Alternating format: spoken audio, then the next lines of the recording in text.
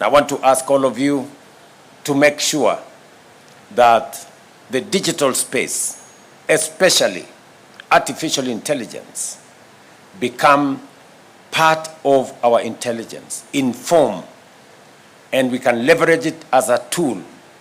that will enable us to be ahead of threats and risks that we face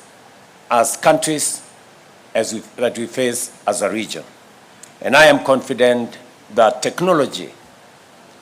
properly applied and understood, can help us solve the challenges that we face as a society today. As we break bread this evening, Your Excellency, let us embrace the spirit of partnership and unity that defines the Mashiriki Cooperation Conference, knowing that the conversations we've had today will shape the course of our continent's progress